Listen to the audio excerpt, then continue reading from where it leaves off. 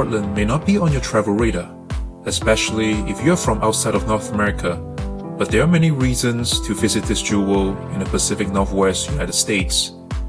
Located about 3 hours drive from Seattle, it is the second largest city in the Pacific Northwest region. It is a must-go city if you visit the Pacific Northwest, along with Seattle and Vancouver, Canada.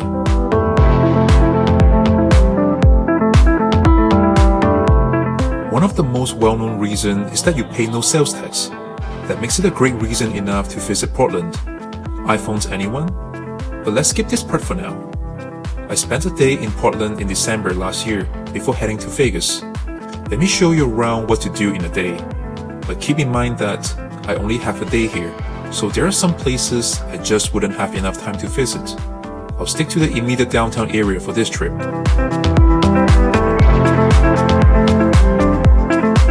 As for my accommodation, I'm staying in my usual spot in Portland, the AC Hotel, located in the downtown core, minutes away from everything.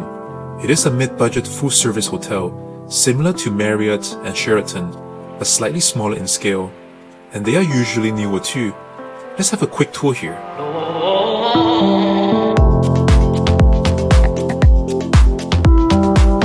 I started off my day walking down south from downtown, along the waterfront area.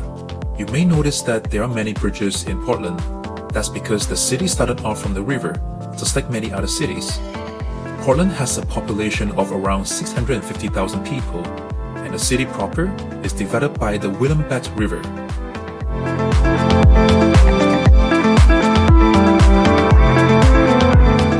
Here we are at the South Waterfront Lower Tram Terminal, where you can pay around $5 to get up to the hill and back via the cable car and enjoy some breathtaking views of the downtown and afar, especially during a clear day.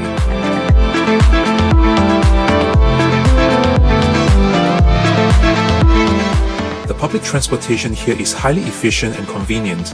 It would take you just $2.50 for the entire 2.5 hours, or $5 for the entire day. Pretty affordable, I'll say.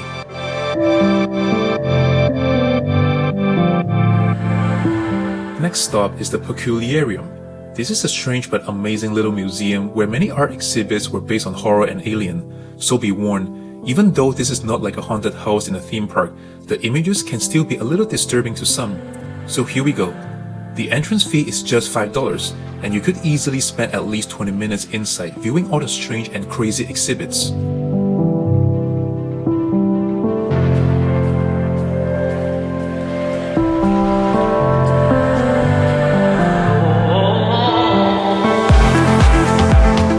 After some strange encounters, I'm ready for some ice cream. Head to Salt and Straw, a very well-known local institution. If you come to Portland, you would do yourself a great disservice if you don't try out their ice cream here. Coming up next is the most popular spot in Portland, the POWELL'S bookstore. This is not just any bookstore, but a record-breaking one. Not only it is the largest of its kind, but it also houses more than 1 million books inside, occupying the entire city block. You can pretty much find all kinds of books here, even some rare ones. But what excites me is the hobby section, bringing out the nerdy side of me. Here they have a huge selection of board and card games. Some are even older than me.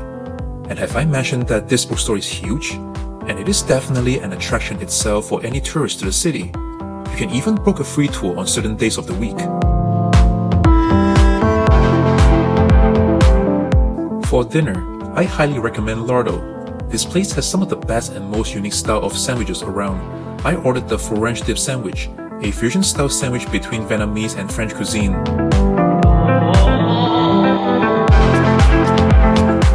If you would like a place with even more variety of food, I recommend you to head to Pine Street Market. It is one of the coolest food court I have seen in a while. Since I just had my dinner, I'm just gonna have another ice cream instead. Try out the soft serve here by Whiz Bang Bar. It is by the same company that operates Salt and Straw, so it won't disappoint. Oh, I hope you still have the stomach to get just one more thing. You have to get a donut from VOODOO Donut, another famous local institution. The line can get a little frustrating, but it is so worth it. With all the food I had the whole day, let's take a walk along the night street and back to my hotel. bookstore. Am I forgetting something?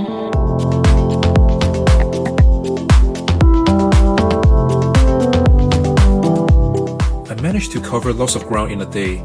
For those who have more time, I strongly recommend you to take a road trip to visit the various waterfalls along Columbia River, or even further to Mount Hood, that snow-capped mountain you see from afar.